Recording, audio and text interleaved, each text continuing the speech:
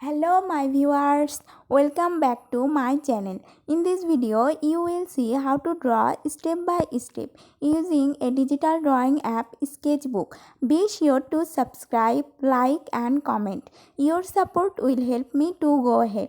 Okay, let's get started.